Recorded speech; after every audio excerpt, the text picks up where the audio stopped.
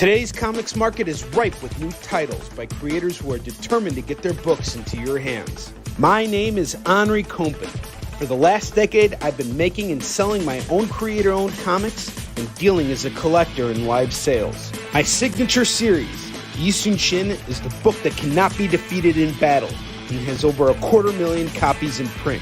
Now I'm taking comics to the next level and laying the groundwork for my fellow creators to get their voices heard so they can connect directly with you. This is your chance to engage live with top comic book talent and get your comics signed without having to wait in long lines or pay any fees. But remember, we only have a limited amount of their books in stock, so always remember to call it as you see it. You're watching Virtual Signings with Onrie, the live event show. What is up, everybody? Welcome back to Virtual Signings with Onrie. Well, this is kind of different. This is not exactly virtual signings, but we're gonna just roll with this. This is actually something special, something we've never done before, something extravagant and amazing. David Moore is in the house. We got David Moore. We got Chris Steiskell. What's going on, everybody? Thank you so much for coming in. We got AFUA in the house. Well, hey, let a little too much out there. We got a really special guest today. This person means a lot to me, not just as a friend, but as a professional. She is someone that I admire very, very much. And she reached out to me and said, "Hey, Onrie, let's team up together and let's sell some books." And I said, "You know what? That's a great idea." So it is my pleasure to bring on our very special guest today, AFUA Richardson. Woo! Bang, bang, bang, bang, bang, bang, bang, bang, bang. I need an air horn and some rattles and be like, "Get ready for going." You're so excited. I need all of that energy. I am totally, dude. Like, this is such a great opportunity. And before we go on, I want to thank the experience for allowing us to migrate everything we're doing on our platforms and sharing it together. This is what comics is all about. My producer, Kyle Northrop, that's what he said when we came up with this idea. He said, "This is what the experience is for. It's for allowing creators to connect with fans." So this is what comic culture is all about. AFUA, how are you doing today? I'm doing all right. I've decided to get myself a little sparkly. You look radiant. You just look fantastic. Thank you. I was feeling like a Wakandan emissary today. Actually, I was going through Instagram and I saw a shout out to the women of Wakanda, WOW_Wakanda. There was a float that was made for Mardi Gras that was a combination of one of the characters from Lovecraft Country and a Wakandan warrior. And I was like, what? This is amazing. I was like over here like, Ibabe. Like, I'm so serious. Like, I was brushing my teeth, like, woo, woo, woo. Like, that was kind of more what it was sounding like. But I was super excited, and I don't know, it just made me happy inside. So I decided to put on my best Ghanaian dress and sparkle myself up for the show because this is very special. Rock on. No, you are awesome. And for those of you guys who don't know, and if you don't know, I don't know how you can't know, but AFUA was actually involved with the production of Lovecraft Country, and actually had a character named after her who doesn't show up on screen, but is mentioned in the very last episode of the show. So there is an alternate reality. It's a multiverse with an AFUA Richardson. It's very meta. Hippolyta, for those who have seen the show, she goes on a crazy journey and she meets a interdimensional being named Beyond I Am. And she gets to have all of these crazy experiences. And one of the experiences that were supposed to happen was she into my studio, and I hand her a Wacom pen and say, "Are you ready to draw your own destiny?" And I was supposed to make that comic, and she opened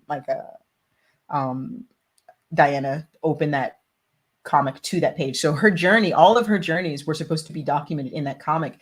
And there was just some miscommunication. And I thought I had 27 days to make it, and I had 2. And I was like, I don't think I can make an entire comic book in 2 days. That would be super magical. But in the 14 years that you have been making comics, you've developed quite a portfolio of books. Yes. And yes. Can you tell us a little bit about the books that you have, like how you kind of, well, I guess we're going to get into it once we start showing. Yeah. But anyway, what I'm more curious about is just where your journey started as an artist, and getting to this point where you've gotten in with these publishers and have this huge library of books that you've worked on. Like, this is amazing. I started off as a musician. I was a band nerd. I played the flute from 9, and by the time I was 11, I'm from New York originally, but I was playing in a Manhattan Borough-wide band's ensemble at Carnegie Hall. I was accepted to LaGuardia for the Performing Arts for classical music and art, but I could only pick one major, but I still held on to my sketchbook in nerdy ways. I did an undergrad at Juilliard, and then went on to be a part of underground hip hop bands, and they needed flyers. They wanted the various groups that I was a part of, one being an all-female hip hop crew of like B-girls, MCs, break dancers, etc. They wanted an anime artist to turn them into characters and make flyers. But I also beatboxed. So I was a part of their crew, and I would make flyers.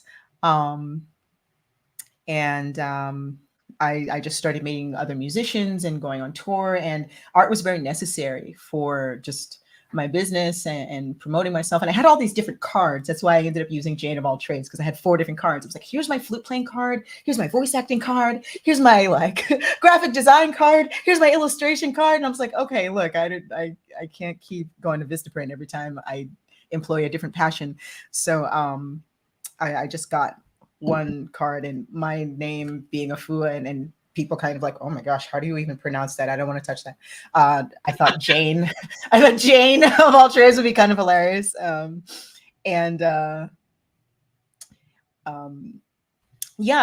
I was pursuing a career in music, I had gone all the way to the Sony BMIs. I was there when Rihanna came in. I was there when John Legend came in, and I saw their path, and I was a background singer. Just lucky to be even around these people.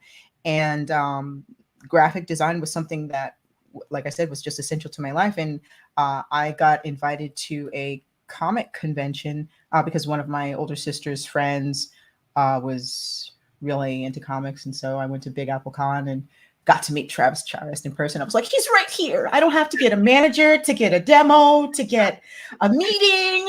I don't have to do any of that. He's just right there, and he could just sign my book. Are you crazy? This is nuts. So I was like, this is incredible. Like, there's the editor, there's the CEO. Like, you can just find their information online and know their names, and they're just right here. You don't have to go through this Rolodex and hope that the A&R listens to your demo, and then maybe after 5 years of you writing songs for other people to get a chance in order to be a star, and they won't hand you your outfit in a baggie.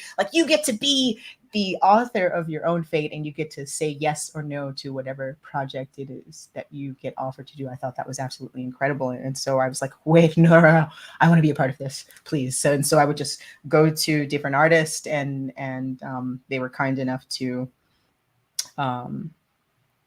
give me advice. Sanford Green, Brian Stelfreeze, Neil Adams, Gail Simone, Celia Kyle, Karan Grant, Mike Oming, Ivan Brandon, David Mack. All of these people were just so kind and so encouraging.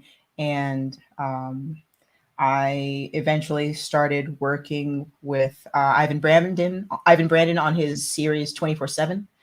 And I was a part of an anthology. And hello to the people in the chat. Hey, Terrence.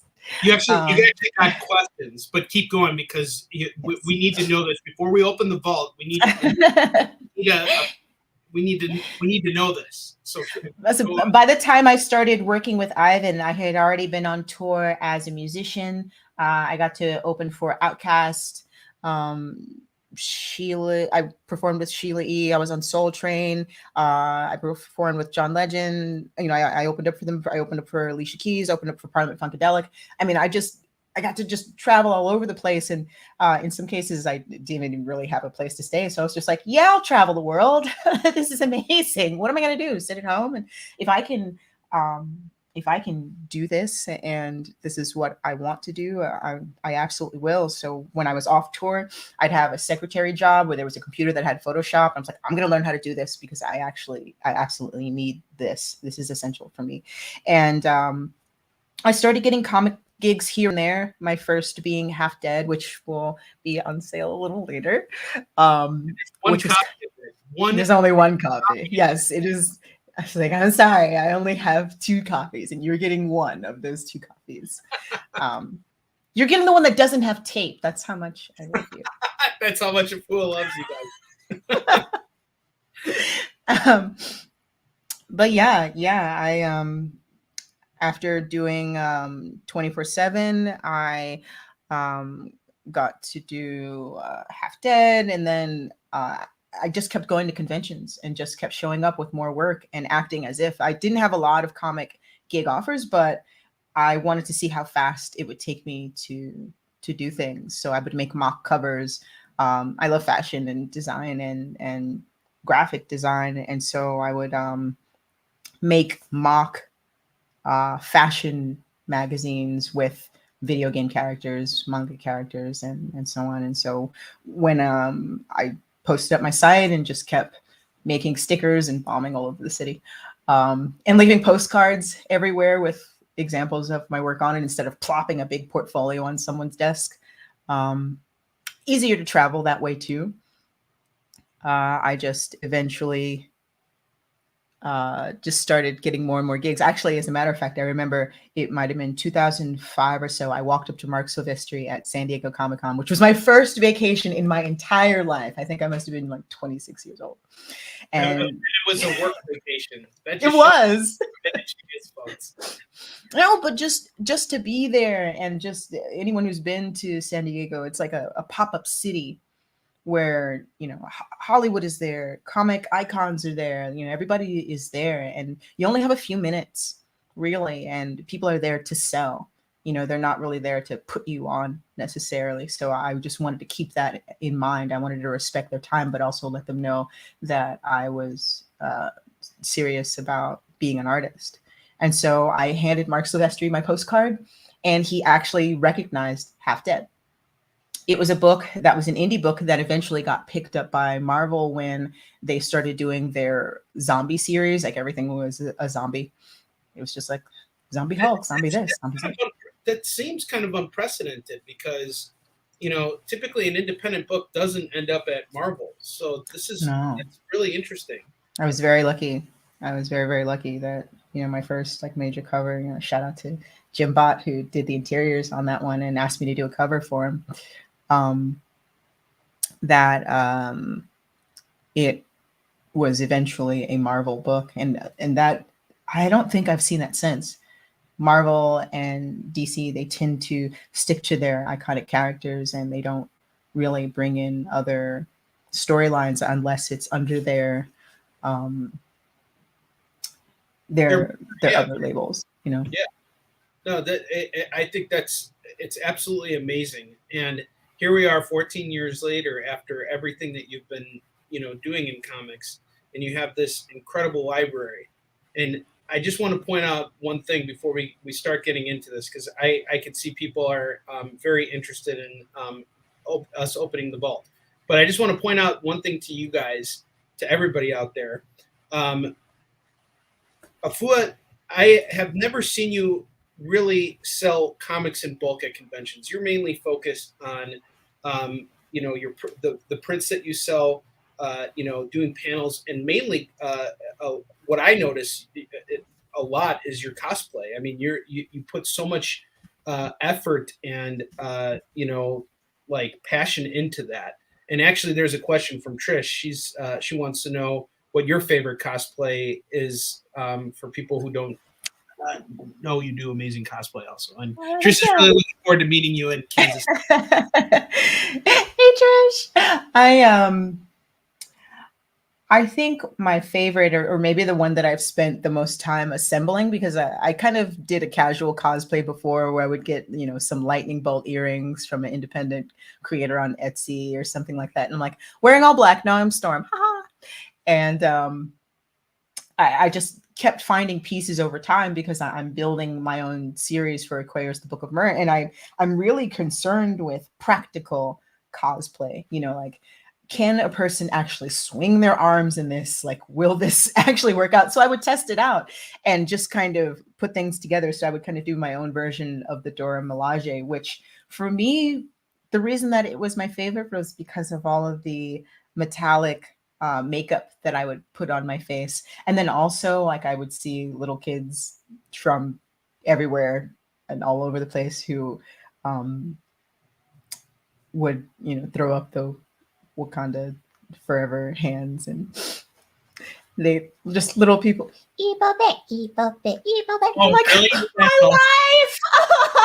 Yes. Oh man, that's super fun for me, because then I support a lot of independent jewelry makers.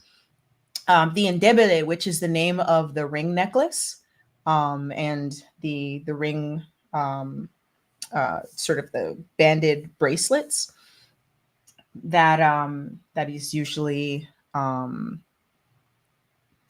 think revolved around like weddings and things like that. Same thing with the hat that Angela Bassett wore. That's usually like a wedding hat. Correct me if I'm wrong, but I reached out to. You're the expert. I don't know. I reached out to a woman on Etsy and saying, you know, thank you so much, you know, and I let her know that I worked on the Black Panther comic book before it was made into a film, and just some of my minor influences on the film, as were so many other contributors like Brian Stelfreeze and Laura Martin's colors. You can see her color palettes all over the dream sequence. You know, absolutely Don McGregor's influence in the creation of so many characters, just the world of Wakanda itself, but just happy to be a part of it. And she told me that, you know, she was able to send her daughter to school and she was able to expand her business and do all of these different things because there was such a high interest in African jewelry and fashion thanks to the Black Panther movie. So it's having like real world effects on people who do this for a living. And so I really like doing my own versions of different Wakandan people, because there's so many different worlds, there's so many different tribes that, you know, hopefully we'll get to know in the upcoming series and the upcoming cartoons and things like that will be based off of the world of Wakanda and all of the previous series and the things that can sort of expand out from there. But that one is definitely my favorite. Dressing as a Dora Milaje. I'm just thinking right now about, you know, the stuff. All right, we're going to open up the vault in just a second. Okay. The whole point of me mentioning earlier, by the way, I didn't finish my thought. You're doing so many things, particularly when you go to a convention, that a lot of the comics that you guys are about to get access to are normally not going to be seen at conventions unless AFUA decides suddenly, I'm going to bring these comics with me, which, if I'm not mistaken, does not happen very often. Am I right? Mm-hmm. Okay. No, you're right. This is your chance right now, guys. We're going to go through this stuff, and we're going to, you guys can continue to ask AFUA questions. It's not just like, hey, you have to buy stuff or you can't hang out here. Come and hang out with me. yeah, chat with me, hang And I'm going to ask you a question that David Moore asked, which is, you know, you do so many different things. Where do you find your inspiration? And as you answer this question, I'm going to open up the vault. And then okay. Cool.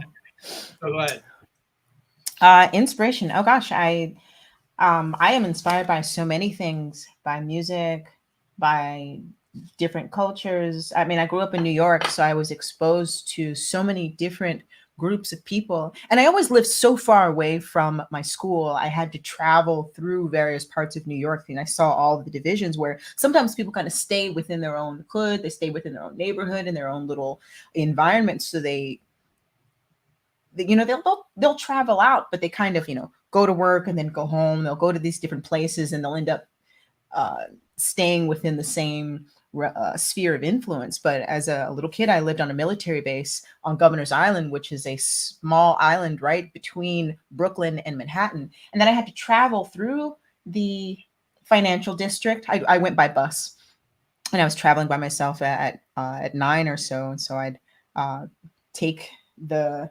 ferry across and see, the towering World Trade Center in the financial district, and travel through there and see all the Wall Street brokers and things like that, and then travel through Chinatown, and then would daydream about going down to the arcades, and eventually did, and then travel through Lower Manhattan and saw the punks and ravers and rockers and goth kids, and then you travel through Lower Manhattan, and then I made it to school over at PS40, right in the I guess in sort of the Lower East Side near the Jewish projects on like 14th Street and First Avenue. And then eventually I just started traveling around all over the place and just seeing just the beautiful differences between people and the similarities between a lot of the different cultures and foods and things like that. And because I was a flute player and a musician, I would hang out with a lot of different kind of nerdy opera kids. And so they would bring me around their families. And so I would try, food from West Indian cultures, food from Russia. Yeah. You never have cow tongue from Russia? Oh, chicarasho. Absolutely not. I ain't tasted nothing that should be tasted. I ain't But yeah, I just, in addition to the food, it was music that we shared. We'd share manga. I'd share things from my culture, and we would do all of these cool exchanges. And so I had a lot of different types of jobs, and so I was just all over the place, and I felt like I fit nowhere. Like I would always get asked, like, where are you from? You've got this crazy exotic name. What island are you from? And I'm like, Manhattan.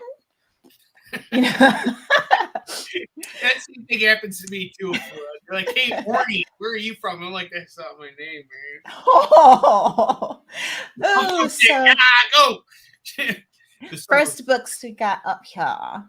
Yes. All right. So let's take a look at what we have here. So there is one set of this.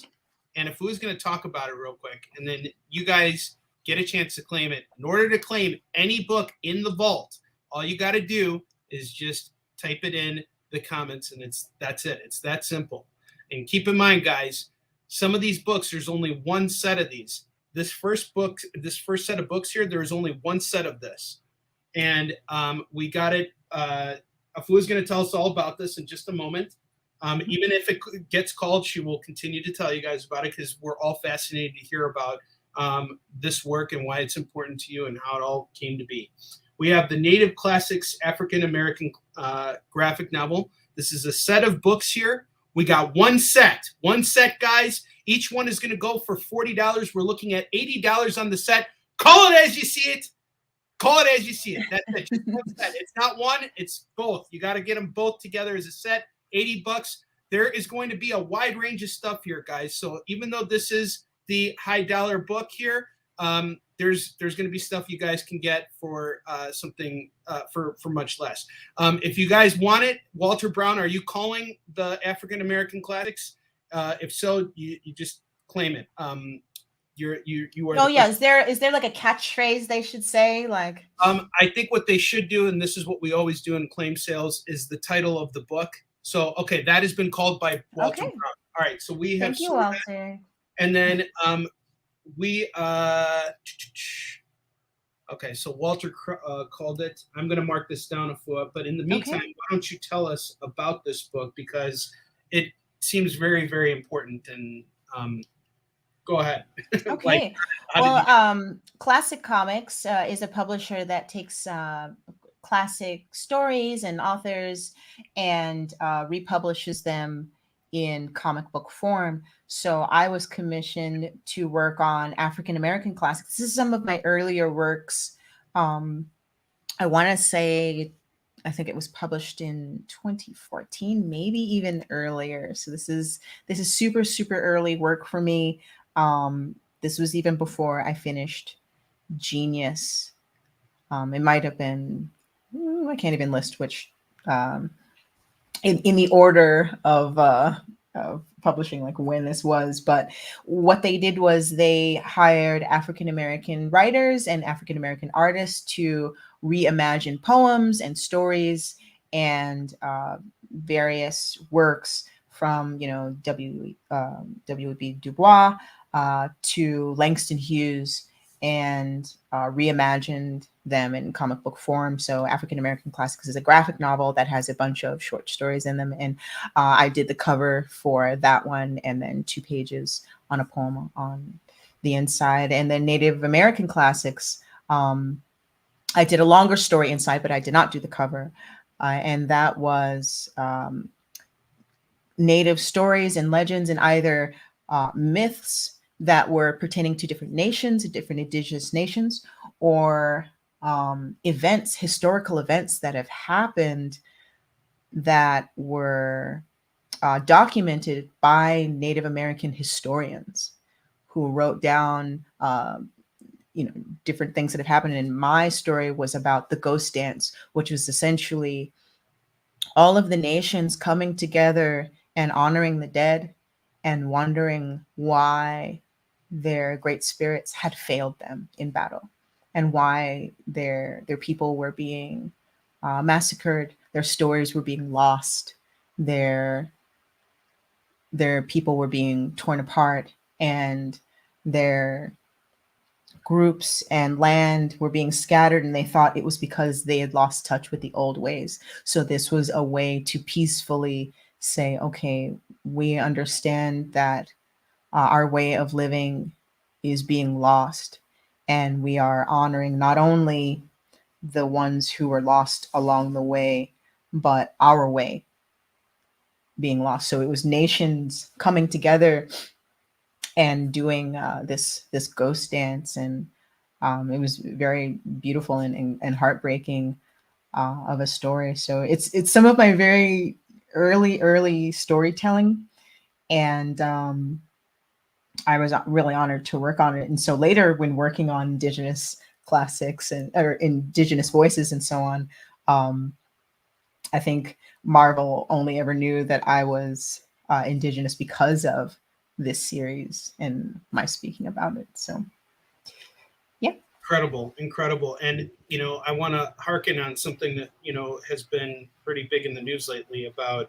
how Mouse, the book about the Holocaust, was taken out of a school in Tennessee, and Mm. how, important it is, being Jewish myself, how important it is for us to preserve our culture and to ensure that, everybody knows about what occurred. But when we rarely stop to really think about, how much turmoil existed in this country when Native Americans were being scattered. I mean, well, they were always kind of scattered as different tribes and stuff like that, and they were warring with each other.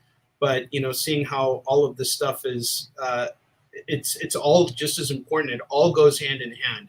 So, folks, even though we've sold out of this book, I think this book is just as important as Mouse. Let your local retailer know you want them to stock this book, and who knows? Maybe I don't know if this one's out of print, but if it's not, then there's an opportunity to get the publisher to get back to the press and get it out there. So we have marked this book as sold. And Walter, since you're new, you've never, I'm going to be handling all the invoicing, guys. So since Walter, I've never shopped with you before, or you've never shopped with me before. Make sure that you fill out all the documents or whatever we need to have them fill out. Kyle, if I don't know how we normally set it up, but either way, you can either do that or you can message me on Facebook. Just send me a friend request to Onrie Compen and just send me your email and I will take care of invoicing. If you're one of my regulars, then I know how to get in touch with you. We just want to kind of keep this process. Yeah. Well, we'll go through. He'll handle all the invoicing and yep. Awesome. They'll fill out all of that stuff, and I'll be personally signing it and including 2 bookmarks that were printed during the series and a little note of thanks. So. Kyle, thank you for dropping that form right there. So just fill out that form, whatever it is that you claimed, and send it. It'll automatically go out to me, and I will handle everything.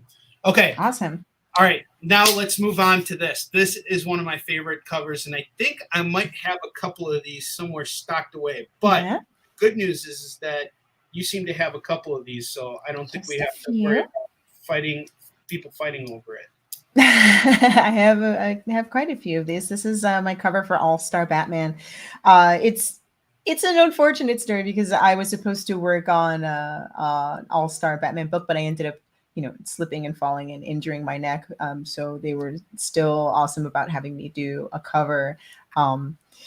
That's someone mentioned to me the other day, like, AFUA, you're still willing to work even when you're injured. And I was just like, yeah, that's art life. We usually don't have health insurance. So you art or die. And dead is for the dead. No, but this is really there's a tidbit you're missing here, and I just want to let everybody know that my unlicensed physician is this lovely lady right over here. There have been so many times when I thought, I was like, man, I'm feeling like dirt. And even today I was talking to AFUA about something, and I threw some medical term, like some serious straight up medical term, and she's like, oh yeah, they were referring to your, they were talking about your liver here. That's I thought that's crazy. So anyway, go on now you can talk. She's a doctor.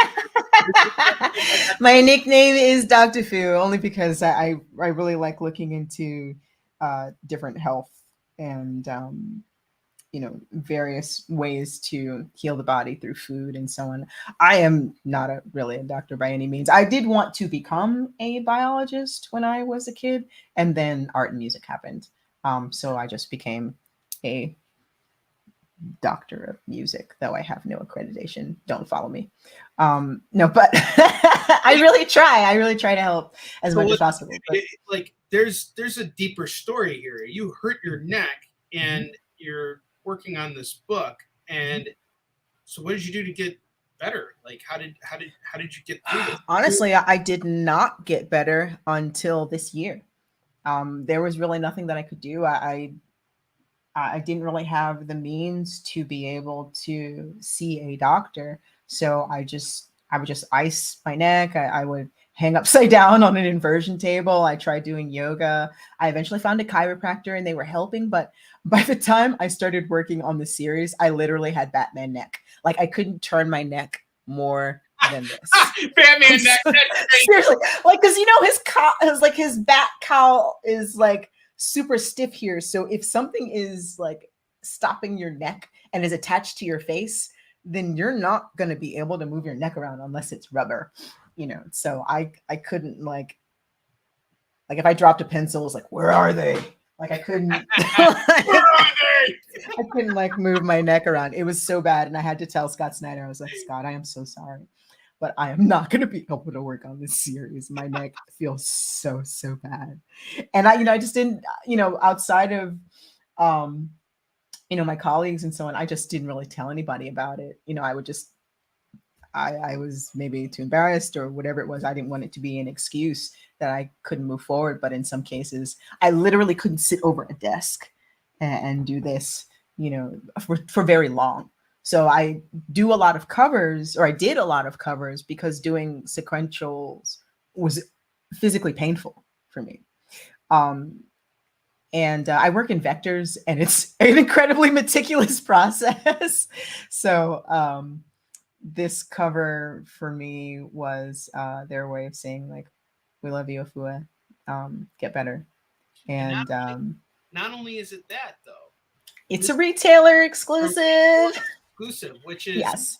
Shout out to my parents' basement, which is an awesome comic shop in Georgia, in Decatur, Georgia, who wanted me to do this cover for their shop. It's an exclusive cover for their shop and their shop only. You're not going to be able to really find it anywhere else outside of them and here.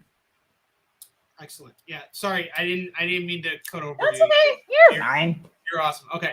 All right. So, All-Star Batman #1. This is an exclusive cover. We have 15 of these in stock. 15? Oh, I thought you didn't. Might only be 10. Hold up. Oh, might be 10.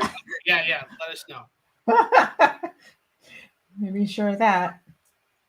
Let's just mark it as 10 for now, and I'll check. I'll check later. Yeah. Okay, so there's only 10 of these now, guys. All right, 10 of these. They're going for $35 a pop.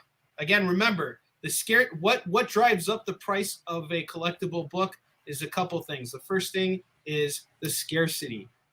How many books were printed up? This particular cover probably did not have a huge print run because it is a variant and it is an exclusive variant. Yep. So getting this book, you're not only supporting AFUA, you're also getting something that it could potentially go up in value at any point. Anything could get that going. So All-Star Batman has been called by Walter. So Walter called a copy. Walter Brown. Nathan McLean also. Nathan. Okay, so Nathan McLean, we're calling this. Nathan McLean. There's one Facebook user, but I can't see their name. David Moore is calling it, and we got Nathan. We got you. So I got 1, 2, 3. Someone else called it. We got Facebook user here. All right. Yeah. Onrie, what group are you in? You're broadcasting to a group? Yeah, it could be my group. If you're in a group, go to streamyard.com/Facebook and allow Facebook to see your information so that your name doesn't come up as a Facebook user and we can actually get your claims. Either way, we got you. We'll put one off to the side for you. So we got 1, 2, 3, 4 copies sold. That leaves us with 6.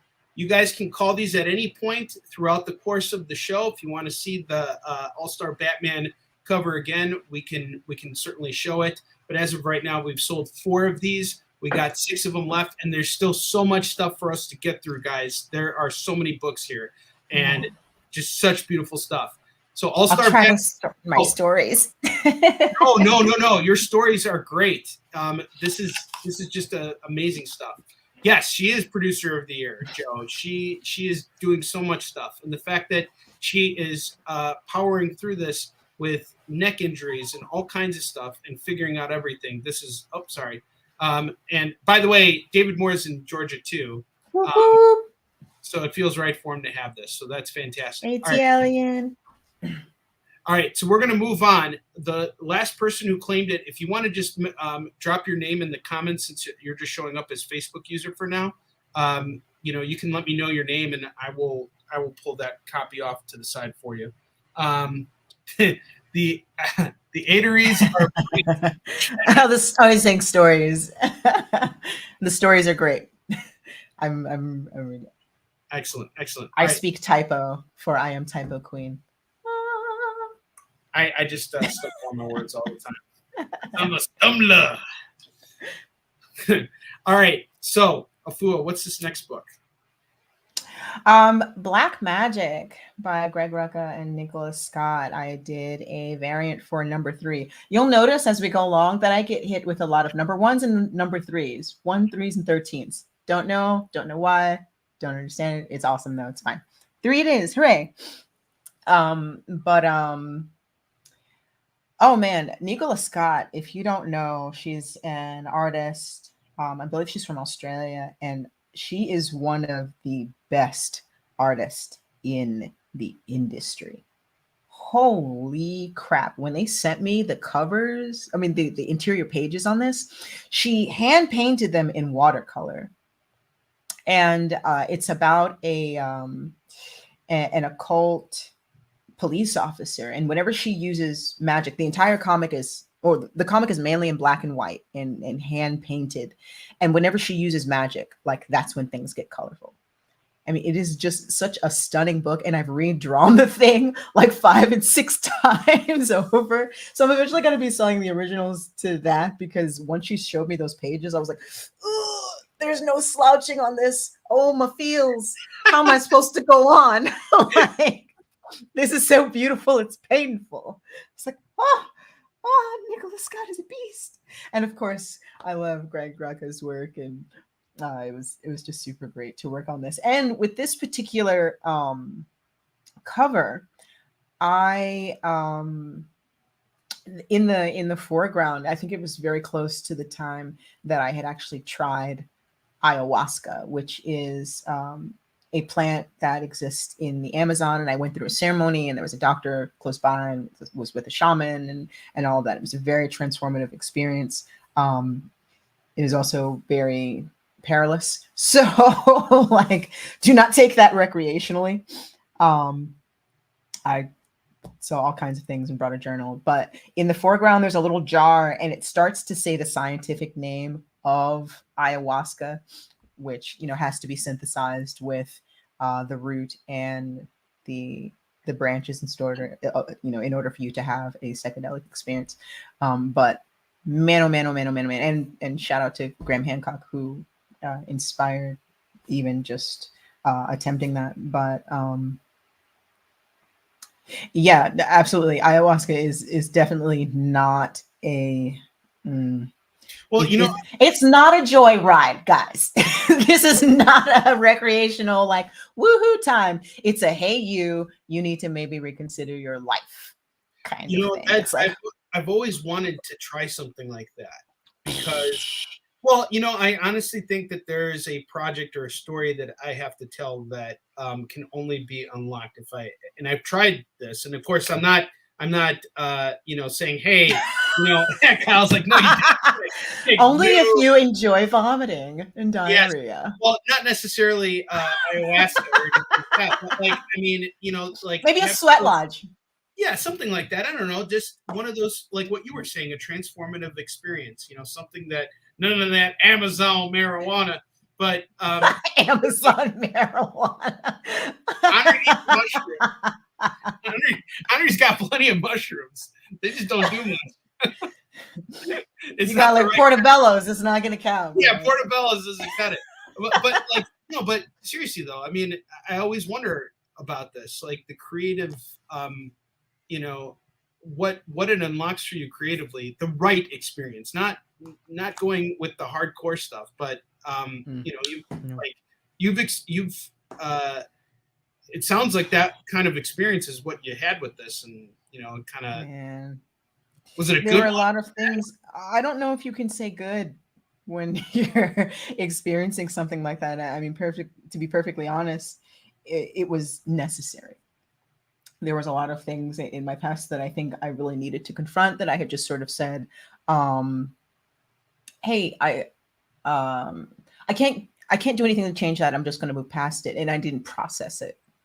You know, so it really enabled me to take all of those things all at once and put them in a very strange piece of paper and observe them. You know, it's a suggestion. So whatever it is that you're thinking about, that is the experience that you're going to have.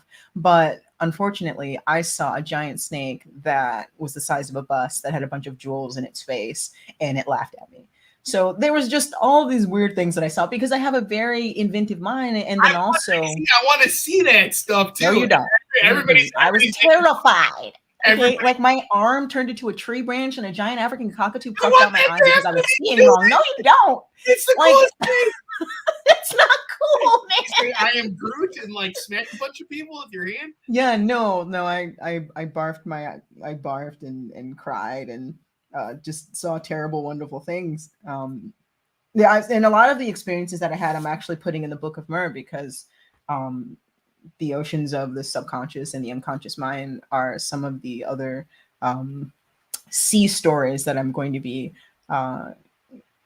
getting into. But man, it was very terrifying. And it was essentially, like, they call it a teacher. They call ayahuasca the teacher. And I feel like if I have not completed the lessons, I don't want to repeat the class. Like if I haven't done all the things that I think I gathered from that experience, then I don't want to repeat that necessarily. And I think there are other ways to be able to come to those kinds of conclusions without putting yourself in, that kind of situation. You have to do a lot of research and a lot of dieting. Like there's a very serious diet that has to happen before that. There's a month of really just eating very, very bare minimal things. It sounds really wonderful, but man, your guts. Like Onrie's tough. not ready. Onrie's not ready. We'll start with a sweat lodge where things can kind of come to the surface for you, and we can do like Cherokee water songs like Wichita do ya do ya do ya Wichita do ya do ya hey we shot tonight hey hey we shot tonight hey hey, and you sweat until you cry, and then you eat afterwards and you feel grateful. So like you don't necessarily have to like you don't have to like put yourself through a gut-wrenching like tornado.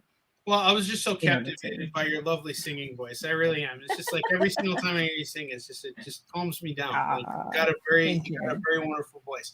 And everybody can see it too. So you see, that's it. You're like a pacifier for me. I appreciate that. Okay, let's get back to business here, because that's what we're here to do. We want to move these books, okay? And AFUA, Black Magic, we had a whole conversation about doing drugs and everything, and how Onrie pulling his diapers. Onrie's going to need some diapers if he ever does it. But we got one copy of Black Magic 3, just one copy of this book, and that's it. All right, signed by AFUA. It was a stunning book. Variant cover, going for $25. First person who calls it, that's the person who gets it. All you got to say is Black Magic. First person to say Black Magic. I sweat like that after. This nice girl, man. This guy, and David Moore. You should put that on. And even Joe's saying, I ain't ready for any of this. That's hilarious. He ain't ready for this. Wow, wow, wow. All right. All right. So Black Magic, first person who calls it. No one calls it. We're going to move on. Again, it's $25 for the variant. So we're going to move on to the next books we got here. And this is what's going to get you guys excited. We're about to open up a really cool door here. So, AFUA, what is this? Yeah. Okay. This is the World of Wakanda.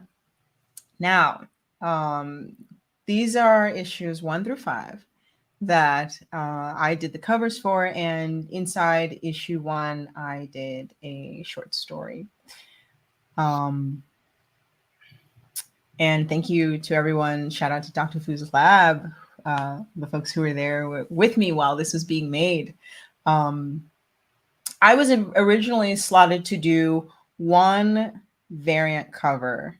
And it was supposed to be a cover for Ta-Nehisi Coates and Brian Stelfree's run on Black Panther. Now, Brian Stelfree's, for me, was a person who was very, very helpful and very encouraging as I was developing as a professional artist. I was very self-conscious, as most artists are. And without going to school, I'm self-taught, I didn't really have a compass other than other people's opinions. So it was very, very important for me to get feedback from professionals, because they really have no reason to lie to me.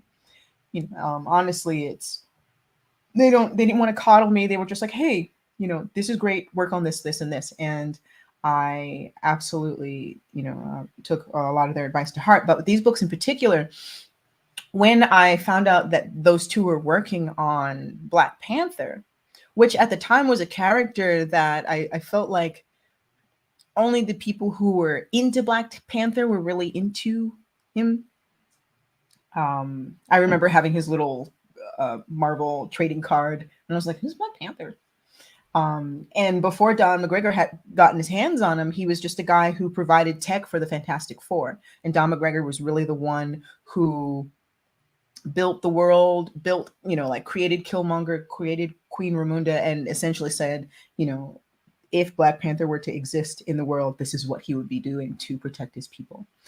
And he turned him into the icon that he is today. So we have Don McGregor to thank for this being what it is, and then all the hands that had their hand in it. So my contribution, especially on the first cover, was introducing the Adinkra symbols, which are a symbol of West African symbols of the Akan or Ghana, which is where my name is from. My name is Afua, and that means a girl born on Friday. And if I were a boy, it would be Kofi. And so many years ago, King Kofi built something called a king's seat, which was a throne carved out of a meteorite.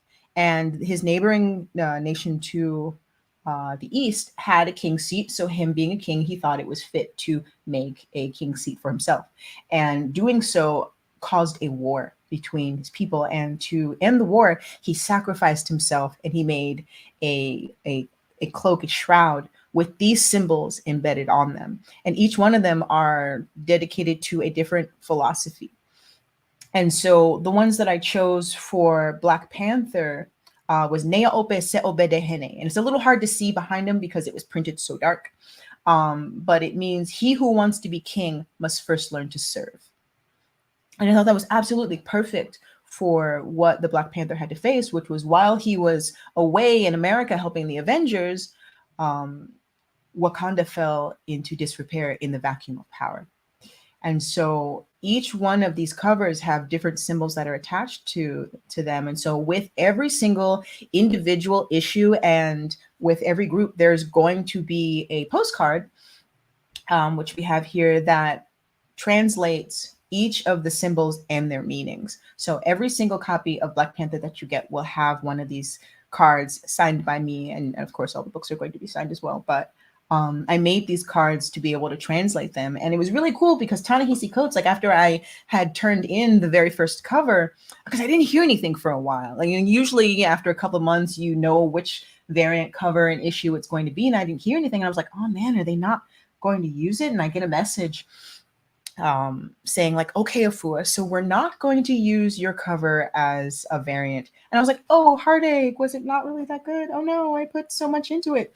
And then like, well, what we're actually going to do is use them as the official covers for a World of Wakanda series. And we want to do something very, very special. We're going to have Ta-Nehisi Coates come in, but we're going to bring in Black women to lead the charge. We are going to be creating the first Black team for this book. So we're going to have Aletha Martinez on interiors. We're going to have you on the covers. We're going to have Roxane Gay, who is an amazing author, and Yona Harvey be the contributors to this book. And we would like you to be a part of that team. And so I cried ugly tears. And they told me, basically the gist of each of the stories. And so I was able to take a piece of what was happening and place an appropriate Adinkra symbol. Adinkra means goodbye, or transition, a change. It's something that's used in Ghana that is a part of, first it was just major transitions, death, birth, weddings, things that alter a person, which also symbolized, King Kofi surrendering his life for his people. And now it is used as, on clothing and hats and things like that. But it still holds a lot of meaning for me, especially coming from a Southern family who didn't really embrace a lot of their African heritage, only because that was just how they were raised. They weren't ashamed of being Black or African, but that's not, being African was not where they identified themselves. And so getting to know where my name was from and knowing a piece of my culture outside of Sally Struthers, selling just, hey, here's a starving child with a big head and flies in his eye, like getting to know different parts of the continent for their philosophy, for their stories.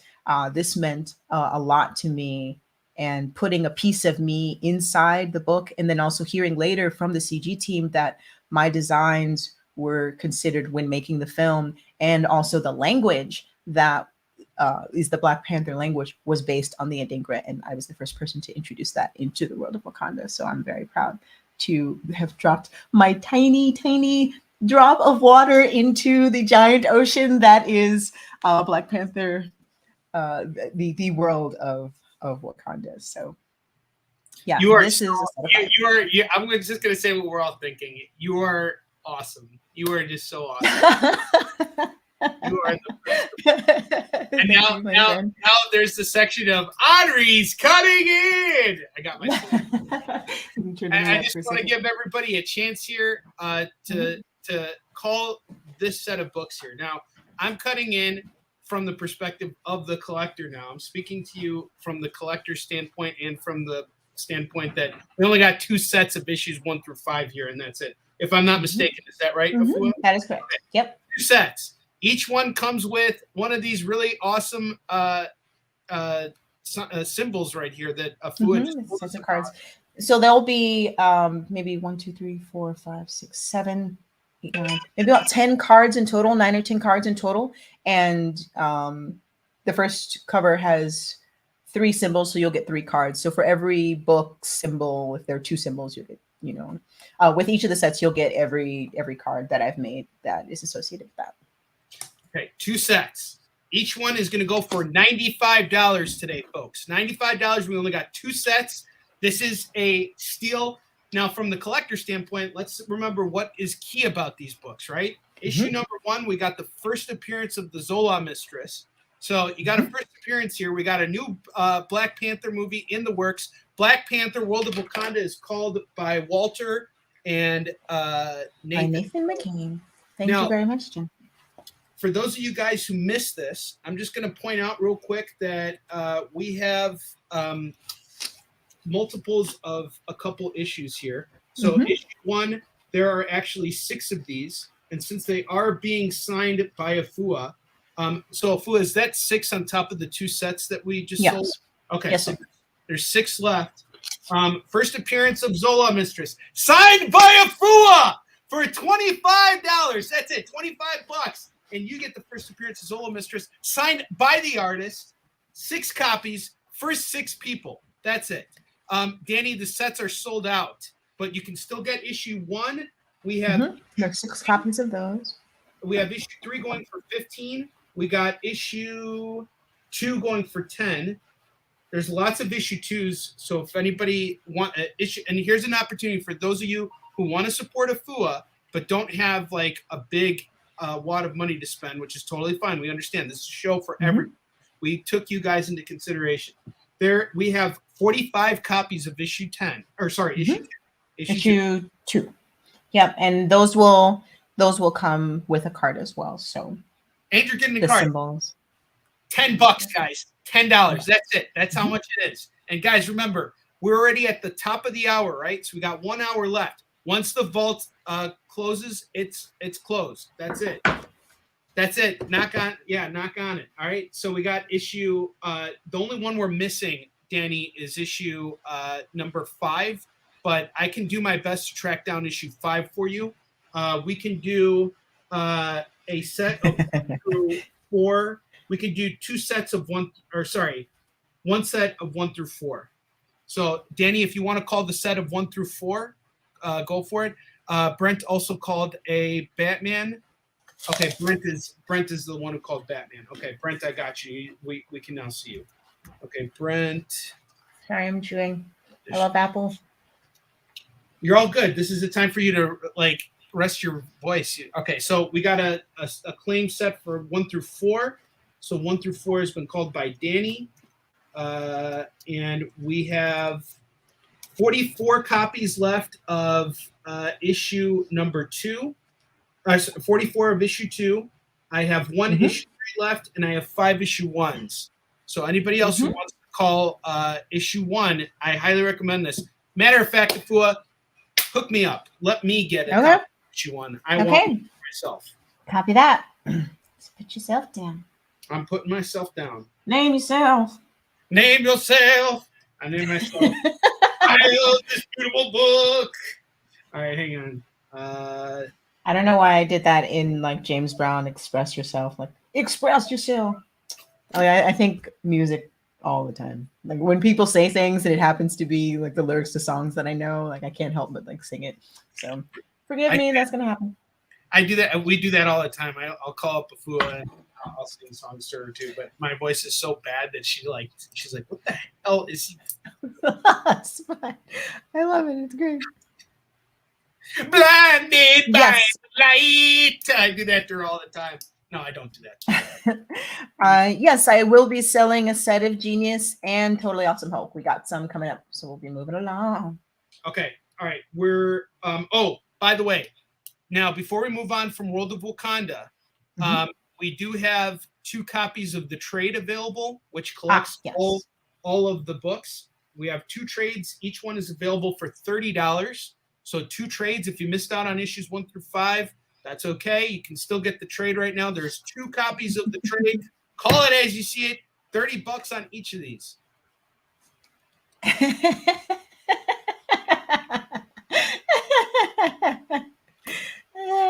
That's hilarious. I just woke up like while he was sleeping. While he was sleeping, I'm trying to think of what I did to him. Oh, I sang Ace of Base to him. I just stood over him.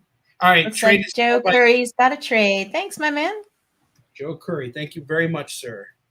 And everybody remember to fill out this form and send it to me so that I can take care of invoicing. As soon as this is done, AFUA is going to take all the books that we've sold, throw them in a box, ship them to me. I'm going to take care of fulfillment. So you guys are going to get invoiced. Danny wants to get the trade instead of we 1 through 4. We got trade. So trades are sold out. Okay. And Danny. Okay. So Danny, I'm taking you off for the issues 1 through 4, but I'm gonna keep that. And if no one claims it, AFUA, I'll take issues 1 through 4 from you. I'll take those off your. Cool. So, but I'm gonna leave it to you guys first. The first person who calls issues 1 through 4, all we're missing is issue 5. We can easily find that for you. I have no problems working on it. And any of the dealers you see on the EXP, you can hit up Jen King. Jen King will hook you up. So if you could send them the link again. Let's see how to for the form. Yep, there we go. So you guys just fill out the form and let me know. Hang on, I got a message in the private chat.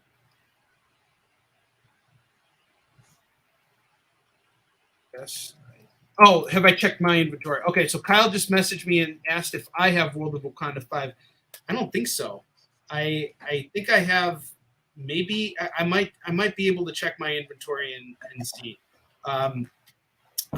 So if someone wants a set of 1 through 5, we can work something out on that end. We have plenty of issues. David Moore for World of Wakanda issue 2. Got you on that, David Moore. Thank you, sir. Hey, AFUA, I spelled my name wrong on Orny Open. All right. Okay. All right. So that is 2. All right. And then I'll take that issue 4. Okay. So we're going to move on now. Graphic novels are sold out. We still have 5 copies left of issue 1.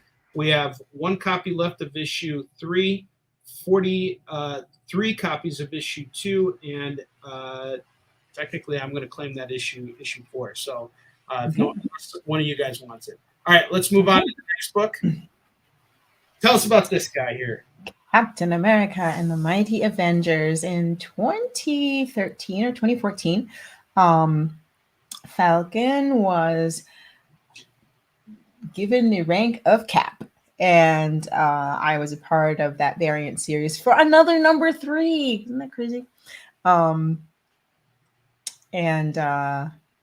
was super excited about that. I remember like dancing in my hallway for really no reason at all. Like when I got this this opportunity. It's my first time actually drawing Spider-Man and Falcon, like Luke Cage. It just Spectrum, She-Hulk, like just all at the same time. I was just like, there's so many firsts happening. I'm crying. Why am I crying? But yes, I only have one copy of this book, and it will belong to someone.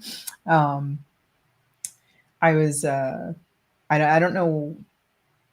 I knew nothing about the series that was coming out or any of that. I was just, my level of excitement for this happening was insane because, you know, I'm coming from a military family, and so understanding rank and not just, I mean, I love Cap as he is, you know what I mean? Just the idea of him is really kind of funny when you stop and think about it, because could you imagine like Captain Mexico or like Captain Paris or, you know, like, I just want to tell you real Japan. quick. I want to tell you real quick why I like David Moore so much. Read this comment. What makes me so That's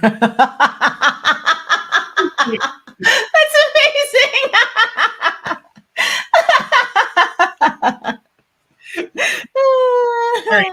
So Henry's cutting in to tell you guys what the deal is with this. One thing AFUA did not mention about this book. We only got one of them, right? amazing. Just one.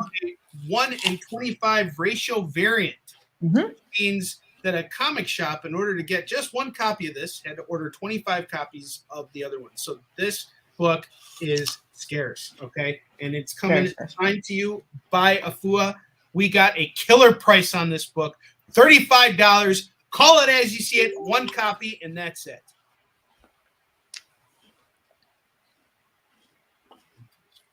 All right, cool. Sorry, I'm just checking something else. 1, 2, 3, first start. Checking out Joe's comments here. Right? It's super meta. It's just like 1, 3, and like looks like Nathan is claiming the cap. Yeah, Nathan is claiming the cap. Thank you, Nathan. We appreciate you. Thank you very much. Yeah, I don't know. It's sort of like some weird sort of syntax. Cliff missed it. I'm sorry, Cliff. Yeah, that sucks. That happens sometimes. I hate when that happens. When there's only like you want to just give everybody everything, you know. But I know, right? It's like I only have one extra copy of it, so I think I have one in my personal. I don't think I have two. Okay, don't worry about it. This is from your stuff. This is not easy for AFUA to get either, by the way, folks. So this is this can happen sometimes. All right, that's why you got to act fast. You got to call it as you see it. As soon as you see it, that's when you got to drop it in there. All right, Captain Marvel.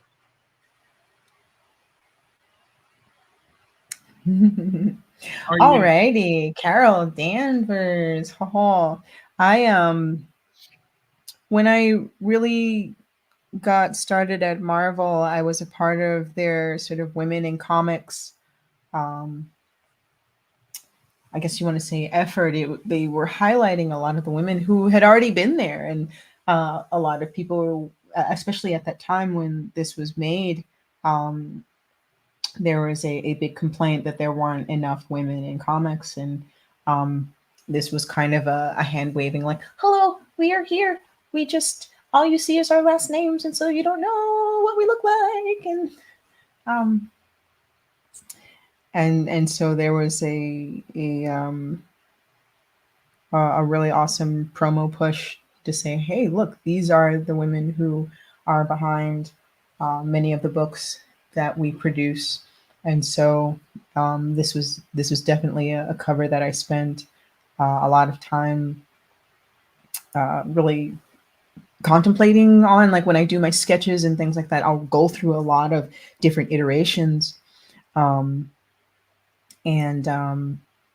This one in particular, I wanted her to feel like an asteroid, like breaking the sound barrier, like coming through the clouds. And this was even before the film, and seeing them, you know, utilize that. I was like, oh, yeah. And of course, I didn't come up with that at all. You know, that Kelly Sue had been, you know, pushing forward on that. But like, again, coming from a military family and experiencing Fleet Week, which is every year the fleet that is sent off to Japan comes to the United States and comes into the East River, and the American fleet is sent to Japan. So there's like a trade. And then, it swaps back and the soldiers get to come home. They have aircraft carriers and these awesome jets, and they just make this incredible sound. This like, this just really cool, like seeing them like pierce through clouds and just the distortion of space around it. I don't know. I kind of wanted to encompass that with Captain Marvel. So this was my cover for number 13. Like, this is what I'm talking about, like 3 or 13. I don't get it, but this is my AI algorithm. Well, Fua, I want to mention something real quick. This is the first piece of art I ever purchased from you when I met you at Planet Comic Con. Really? Oh, that's yeah, awesome. I still have this artwork in the warehouse. I have it hung up. It's just hung up somewhere where no one sees it. But it was like the first piece I saw from you that I was like, oh my God, this is just really cool. And now that I know the story behind this cover, I'm like, wow, it's cool that there's a piece of you in every single thing that you've worked on. And I think that's what really captivates me so much about you, is that you find such a powerful and unique way to leave your mark on everything that you work on. What you were saying earlier about how you were like, I don't fit in everywhere. But somehow when it comes to your projects, there's such a diversification that you still find a way to fit in somehow. I find that to be just amazing. It's really fantastic. I heard something recently, and it really sat home with me. It was like, if you feel like you don't belong anywhere, that's because you were meant to make new worlds. And whoop, whoop to Clifford. And that's what I feel like I've been doing, and it does make me feel a lot better about like not fitting in various places, like Decatur, Illinois. It's fine. Who wants to fit in? You know what I mean? Like, could you imagine Prince just fitting in? What? Some people are meant to shine, and that's you. I bet, Decatur hasn't seen sun or anything beyond fog and night for the last 15 years, and then all of a sudden AFUA came and all that fog cleared and the sun rose and all this. So, all right, we're gonna move. I want to get through stuff because we're coming close. Oh yeah, we got a lot of stuff. We're only on C's. We got to go all the way to X. We got a ways to go. So, and I didn't expect that to be the case, but right. There's just I'll stop yapping. No, we want you to yap. That's what is, that's what we're here for. Captain Marvel variant. We got 5 copies of this. Nothing on the collectors, there's nothing key about this book. That's just me being honest with you. But this is a beautiful, beautiful cover done by AFUA. It is a variant. That's what's making it pop. And we got a very affordable price on this. We got 5 copies going for just $20. I think that's a very fair price on this book. You're getting it signed by AFUA. There's only 5 of these in stock, and that's it. Call it as you see it. You drop Captain Marvel in the comments, and I will have AFUA pull it off to the side for you. 5 copies, and that's it. And we're gonna keep moving. So next up, we got Cyblade. When I first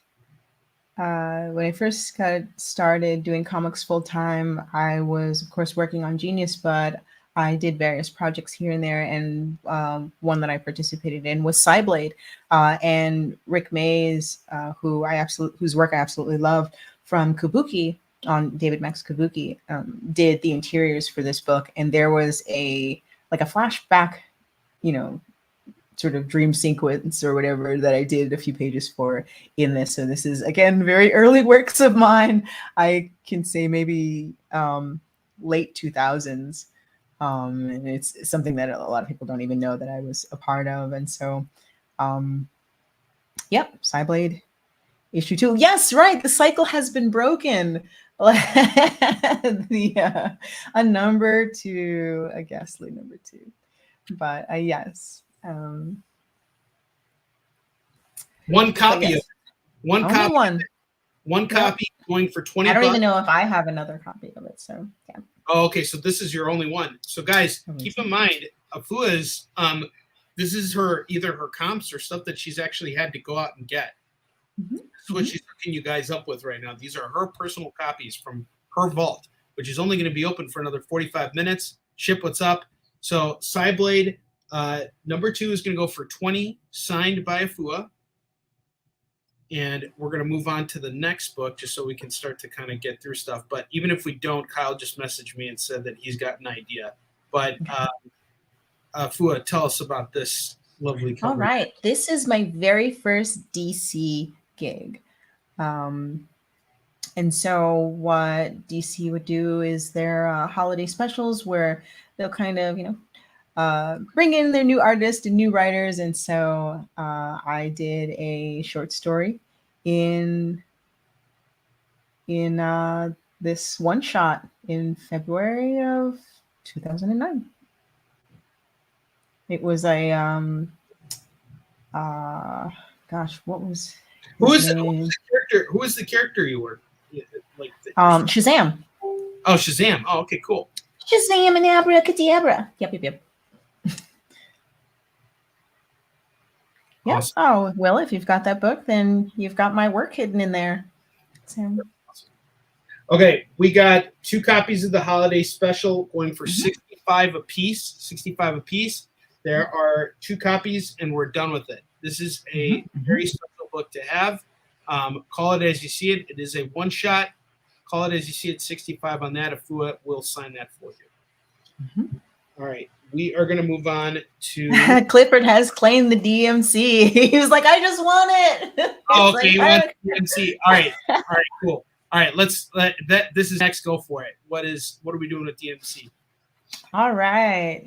Daryl of Run DMC is making comics. He's such a big comic fan. He is such a big comics fan. He was just super excited to be able to make comics now at this point in his career. Even a lot of his songs, just being excited about Spider-Man being from Queens, he would put that in his work. And he thought, oh, well, like many folks back in the day when you wanted to make something that was outside of what was considered your culture, like the folks around you would kind of discourage you, like, well, manga's not for you, comics that's not for you, like rock, that's not for you. And Daryl is definitely somebody who would break all of those norms. So he started making comics, and I did a cover. It was a 3-panel cover, but I think they only used 2 of the panels. So I did the interior cover for issue 3. And I think we have another picture actually showing what that cover is. Yes, we do. Hang on. Down with the game. There we go. All right, cool. There it is. So it's only 2 of the panels. I'm trying to keep up with orders and everything. And no problem. As you're talking, I'm sorry. You're just fine. That is awesome, AFUA. Thank you. And I was paired up with a graffiti artist, so the tags that are in there are from Mark 39. So that inspires me for something that I hope you and I can talk about later. Okay. This is so cool. All right. So Cliff and I'm a big Adidas fan, so I was just like, I get to draw Adidas. Yes. That's so cool. I'm a big Adidas fan too. Okay, Clifford Johnson called 1. Clifford, the graphic novel is gonna run 65 on this. There are 2 of them, and you have claimed 1. So now we got 1 more left for the DMC graphic novel, and we're gonna move on in order to get through some of this stuff. So remember, you guys are getting the book.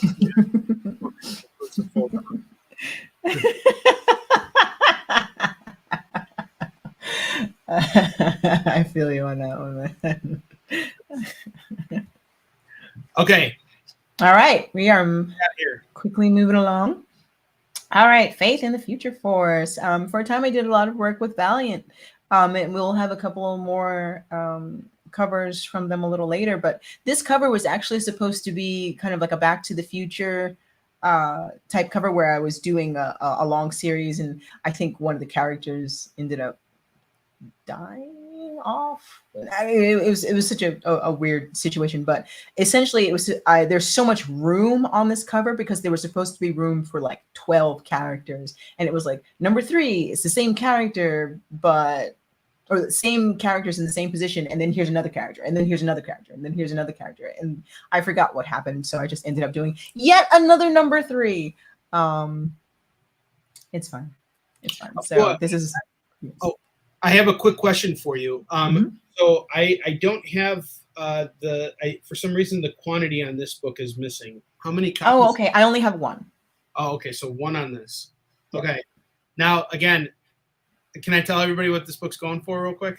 Do it. Were you finished selling? I was, yes, sir. Okay, good. All right. 1 copy of this book. That's it.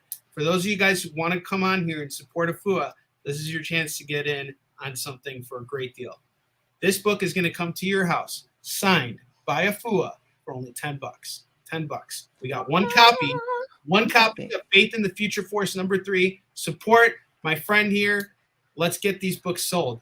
1 book going for $10. The vault is only open for 39 more minutes. 39 more minutes, and then the vault closes shut, and it does not open unless AFUA decides to be kind and courteous in the future, which she is kind and courteous, but not when it comes to the work that she has poured her heart. This was hard for me to let go. Like most of the stuff in here, I was just like, oh, my hearts. But I'm gonna be maybe moving again in a year, and I've got a lot of originals and a lot of art and things that I've just been holding on to for a while, and I think I'm ready to let it go and make new things. So I just want them to be in good hands and in the hands of people who appreciate them. So thank you everybody for being here, and thank you Onrie and the experience, everyone for helping make this happen. So this was all your initiative.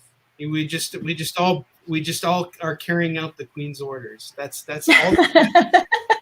Then Jen King is the king, the commander of the EXP. You are the queen. So we fall in line. We all follow. Now I want to wear a tiara. Okay, yes, sorry. You'll get one. You will get one. Okay, so next up, tell us about this. Everybody knows this, but tell us. All right, my very first cover-to-cover comic.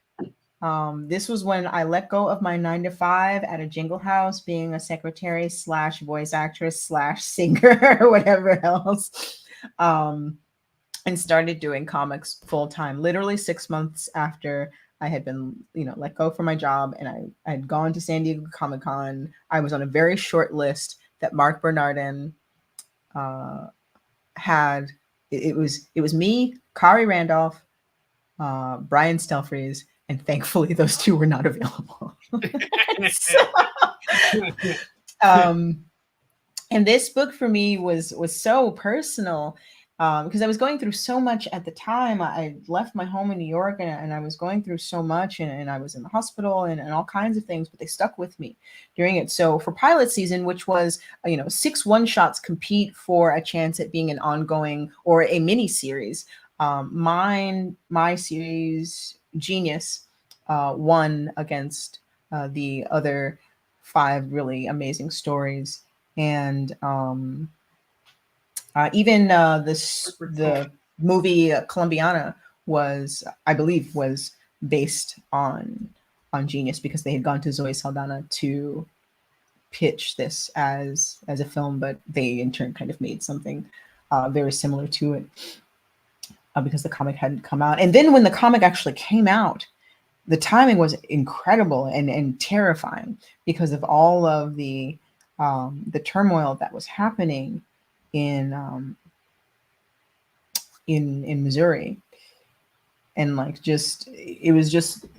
were so many people who were coming to me and telling me that they were able to have conversations with their children about police brutality because of this comic, and then also because of the different gangs that were represented. I did a lot of research. I mean, growing up in Brooklyn, you run into the Latin Kings and the Bloods and the Crips and the Laos and all these kids who eventually grow into adults. A lot of them are forced into these situations and forced to be a part of these groups where you there was no option to join. You were a part of this or you died. And so, or you died, like you were a part of this gang or you were a part of the pavement. Like that was basically it. So people were messaging me saying, you know, thank you for telling our story.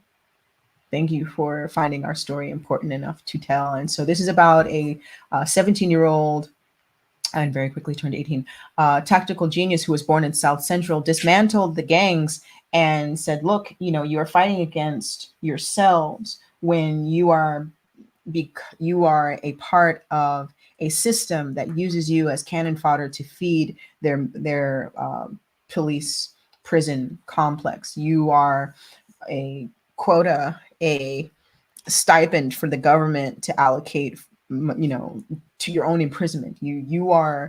She noticed the pattern of public school to prison, and she says, no, you know, she didn't have everything figured out, but she at least observed the pattern of destruction that was happening within the gang community, and then also the police officer who was also noticing the pattern that no, this is not gang warfare. This is military strategy.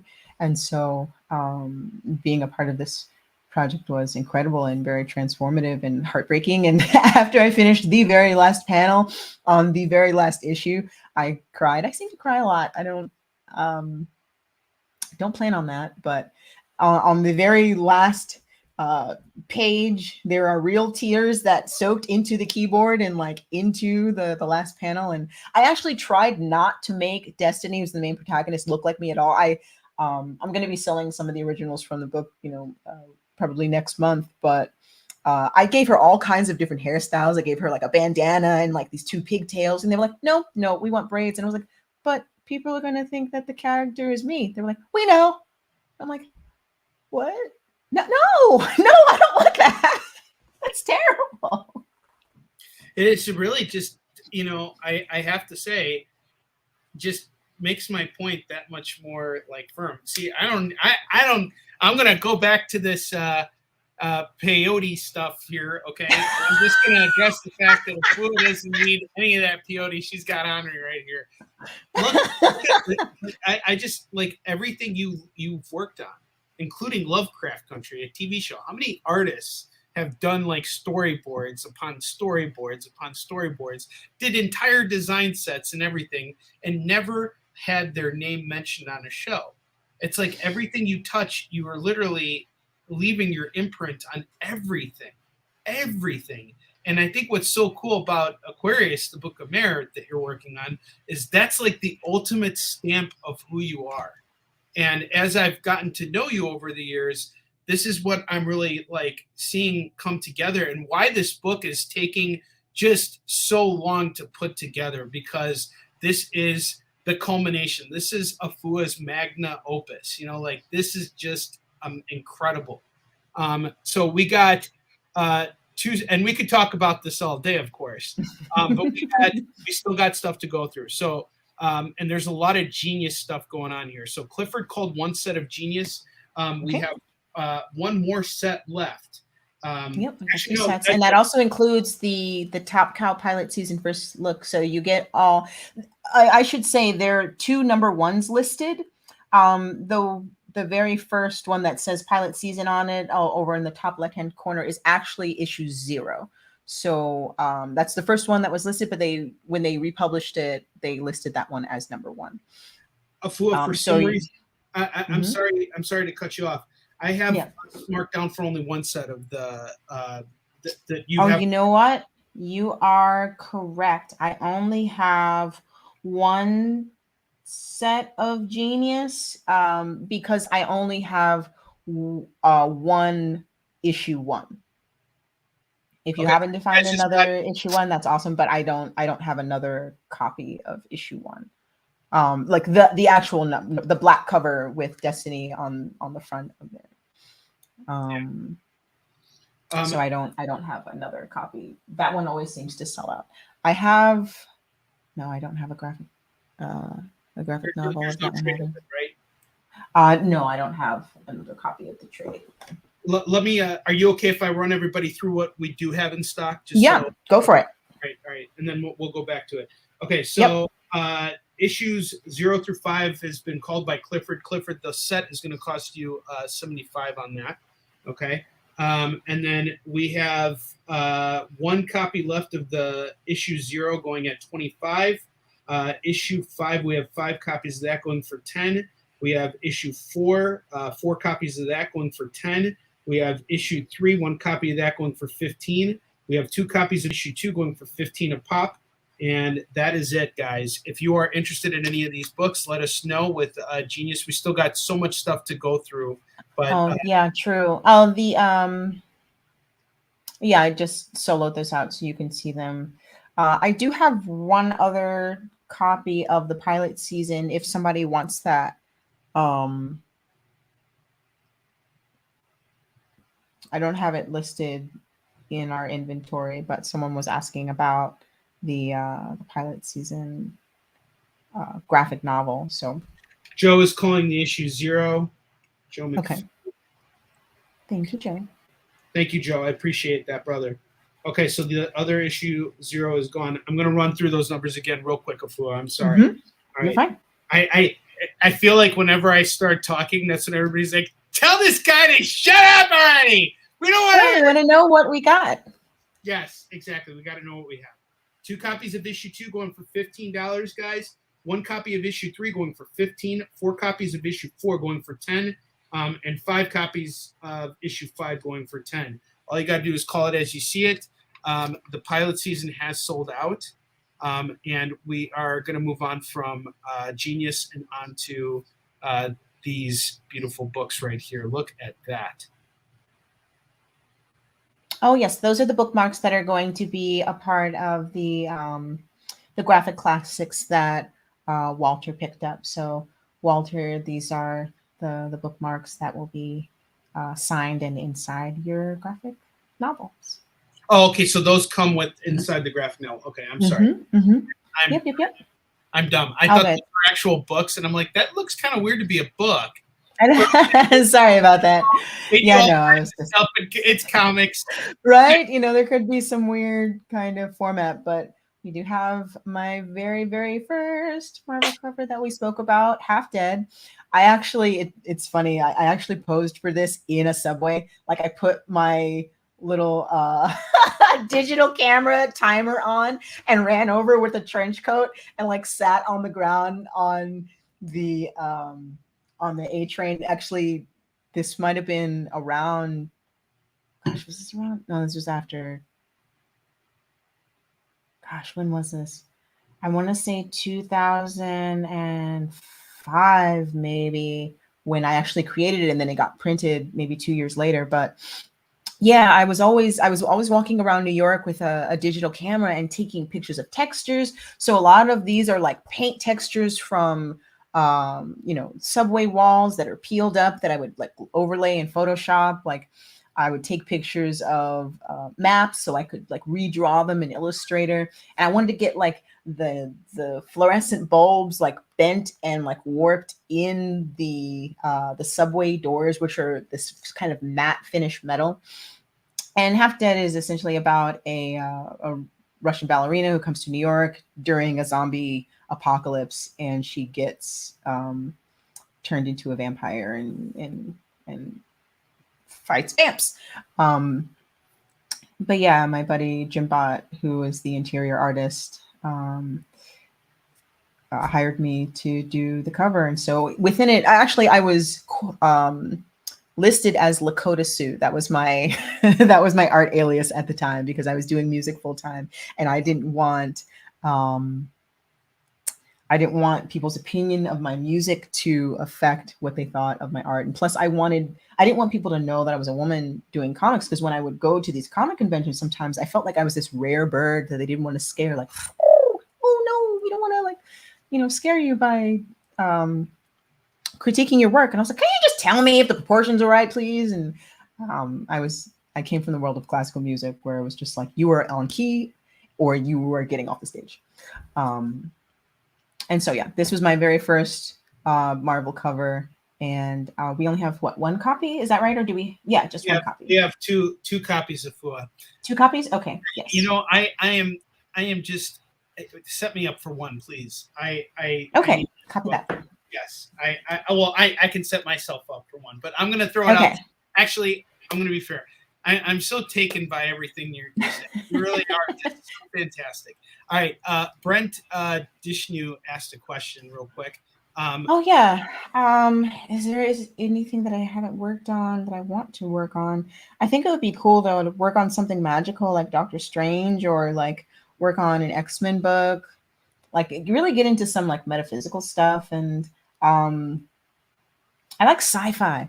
You know, I've always been a really big like sci-fi fan. So like working on the Book of Myr is kind of this culmination of all the things that I like: music and art and sci-fi. And so far, a lot of my work has been, or just my artistic voice in comics has been determined by the gigs that I work on. And then I take a piece of myself and pour it into the work. But this is going to be the first time that I actually I'm telling the story and doing the illustration. So it's a very big undertaking. And I thank you to all 777 Kickstarter backers for your patience while I heal and get settled in my new place. I'm really excited about working on that, and we're finishing up the album and all that. But yeah, I don't want to, the thing that I want to work on in the future is my book. Like I am just super excited about it. Not that I'm not like excited about, you know, Big Two stuff or any of that, but there's so many things that I want to tell that hasn't been told yet. And I'm just excited to become a better storyteller and do that, because I hadn't done a lot of sequentials because, you know, not my neck. And now that I've gotten some partial stem cell therapy and I can save up to get the rest, you know, I can kind of move my neck around, and I still hear the vertebrae cracking around, but it's awesome to be able to move. And y'all don't really see it. Like I'll go to these conventions and be like, yay, hi, how you doing? So nice to meet you. And then by the end, I'm like, oh, I've got like ice on my neck and I'm like in my hotel room, like, hi, everybody. It's so nice to meet you.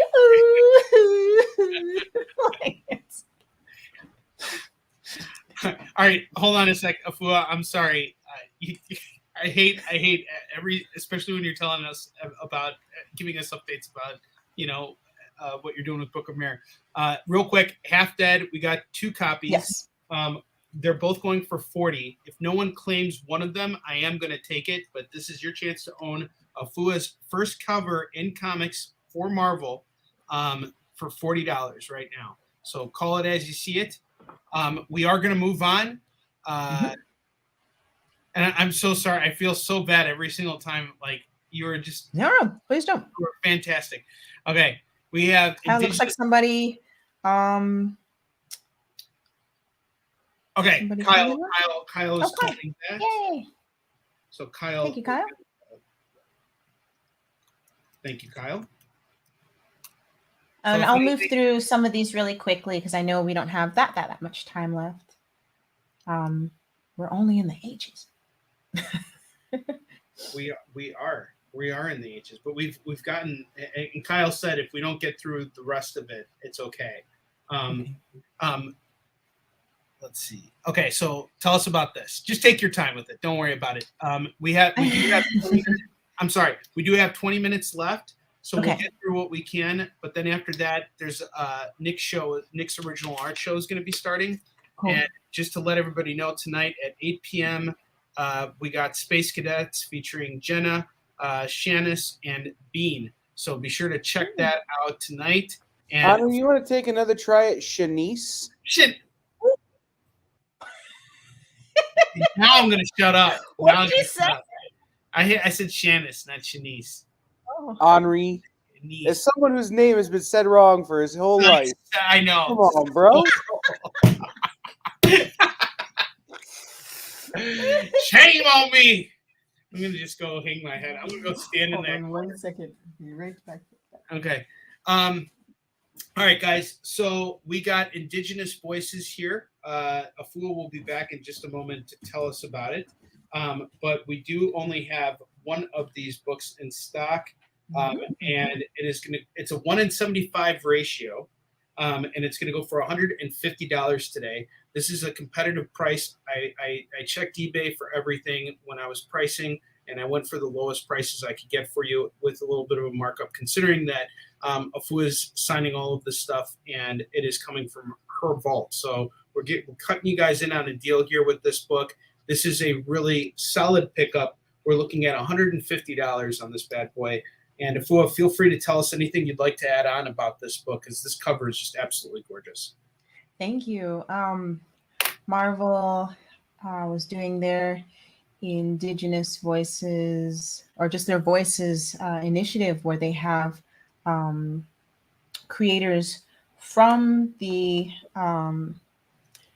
same culture as the characters doing pinup work. So Olivier Coipel did African Voices, and I was a part of Indigenous Voices, along with artists like David Mack, who is of the Shawnee Nation, and I am a Choctaw and Cherokee, and both sides of my family have very close Native American lineage, and so I was commissioned to draw Danny Moonstar, and I don't know, I don't know why this one meant so much to me, but this is I don't have a lot of favorites of my own work, because I like pieces and elements there, but I really, really like the feeling of this one. I think because it has a lot of my favorite colors. You'll see throughout my work, I have a lot of blue and red in my work, because those are actually my favorite colors. I absolutely love turquoise, and I love cornelian, which are two stones that are used in Native American jewelry quite a bit. So you'll see me using a lot of those, because red is a very powerful color, and I'm a Taurus. Whoop, whoop. And so, yes, I'm seeing red and I'm showing my Taurus roots. But turquoise is also a stone that is associated with healing. And with Danny Moonstar, right on the edge of her arrow is the symbol for the Cheyenne Nation. So I like to put little Easter eggs. And she has Hopi earrings, just the Hopi shell earrings. So I like putting little things like that within my covers. And whenever I create a cover, I actually, that grid that's in the background, I create diagonal. So I go from corner to corner, and I find the midpoint, and then I draw a line, and then I start creating this grid, this geometric grid within the background to sort of create dynamic symmetry. So whenever there is a gap or an absence in one area, there'll be volume in the other, and that'll help create the composition. But I don't usually leave it in my pieces, but this time I actually decided to do so. I kind of like put my elbow in this one, and just like used a lot of paint splatters and things that I don't normally do for my pieces. Because when I started doing comics, I did a lot of watercolor. And somebody along the way told me that you can't do comics in watercolor. And it was just like, okay. So I tried to do a lot of the things that I did in traditional mediums in a digital format, because I was working with a lot of different clients remotely. So now I'm starting to reintroduce natural elements and natural mediums back into my work. So this was kind of an initiative in that direction. So you're going to see more of it as I move forward. That's awesome. Okay, AFUA, Yep. let's get through the James Bond books as quickly as we can here. Cool. I'm so sorry. No. I could sit here for another 2 hours. I swear. Looks like Alexis got Indigenous Voices. Thank you, Alexis. Hopefully I'll see you at Tampa Bay Comic-Con. Alexis, you're awesome. I got your messages. You're good to go. So AFUA, tell us about James Bond. James Bond 007. Okay, for any of you guys who've seen the movie, we know, sorry for the spoiler ahead of time, but James Bond is dead. And so they are bringing in a new James Bond. They actually wanted me to work on the series because they have a Black woman as the new 007.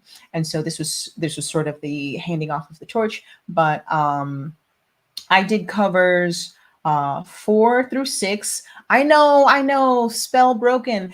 They told me it was going to be 1 through 3, which was hilarious.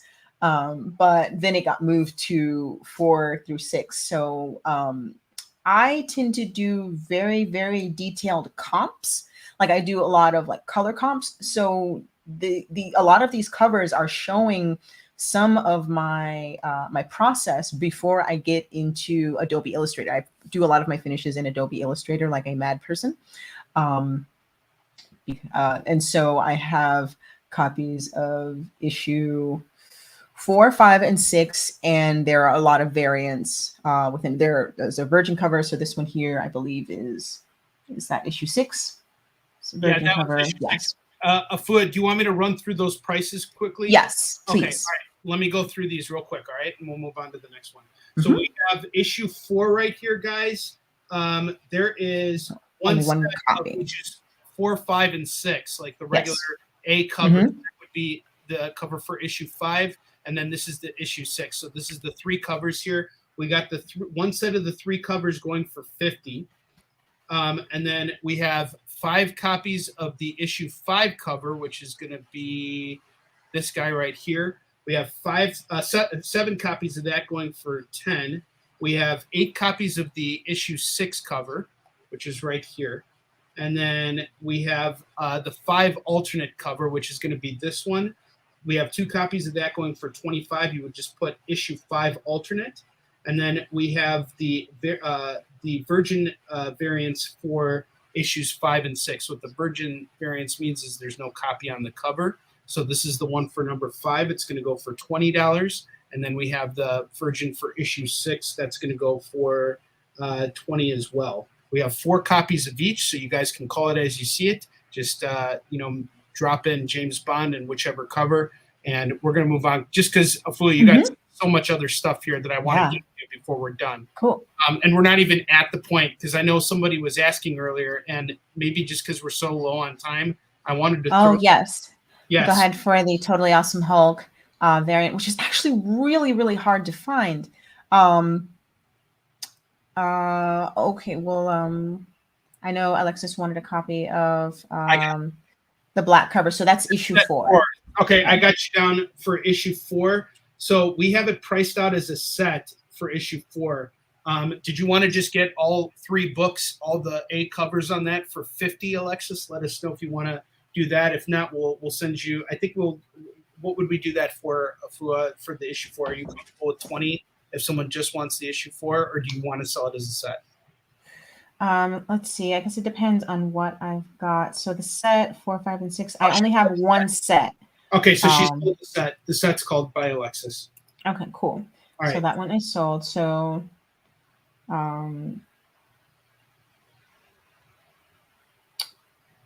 issue 4, that was, I think that issue 4, that's the only one that I have a copy of. So issue 2, 5. Yep. I only have 2 covers of the 5 and the virgin cover, and 4 issues each of 5 and 6. So 1 set has been called. So we're out of issue 4 now. That's sold out. Okay. And we're gonna go to the Hulk. We'll go back to the Hulk. We'll kind of work. Totally Awesome Hulk. So this was this was kind of a challenge for me because I don't draw a lot of guys with like super, super big muscles. And I'm just like, you know what? Go in the directions of your fears. Actually, when I first injured my neck, on the day that I injured my neck, and I had a slip and fall because I had a slumlord who wouldn't fix this leaky bathtub that led down to my stairs. I slipped and landed right on my neck and like dislocated my shoulder. And we called an ambulance. It was in the middle of like a hurricane. And they were saying like, hey, if you don't have any insurance, you're just going to be waiting in the waiting room for a couple of hours. So if you can like ice it, you haven't broken anything because you could still move your neck around. But if you can wait until the morning, I would recommend going into the hospital then. Save yourself $1,000 ambulance ride. And I took like a plastic bag full of ice and wrapped it around my neck after the ambulance came in and checked me out. And I went upstairs and I finished this cover. So I was like, I am going to Hulk my way through this cover, and nothing is going to stop me from finishing it, not even, a detrimental accident, which I'm still dealing with to this day. So this is Totally Awesome Hulk, where actually the CEO of Marvel at the time had a conversation with me about it, because we were talking about Asian characters that were being sort of relegated to the nerd with glasses instead of like bodybuilders and the strong, proud characters that you saw in like Hong Kong cinema, or a lot of the early films that we grew up on. And so he wanted to dedicate this character to like some of his bodybuilding Korean friends. And it was really cool to hear that story and sort of be a part of this book. So yeah, I think we have 3 copies of those. Yes, we do. Each one is going for $125 because it is a variant. This is a very Really hard book to get, guys. Yeah. If you are a collector, get this book. Amadeus Cho has not shown up in a comic movie yet, but No, not yet. very soon. He could very soon. That would be very cool. Maybe in like Shang-Chi. Am I Yeah. pronouncing that wrong? Oh yeah, Shang- no. It's Okay, we're not going to go down that road. We've had many conversations about it. I've lost my mind. Just as Joe McPhee rants about speculation, I rant about how they pronounce Shang-Chi. It's Shang-Chi! Shang-Chi! All right. So we got three copies of Totally Awesome Hulk, the issue 2 variant, going for $125. Call it as you see it. We got you covered. And the next book we got here is going to be Shuri. Talk to us about this. Okay, I was super duper excited about being a part of this book. It was actually supposed to be a variant for number 3, and then it got pushed to give me my 3s,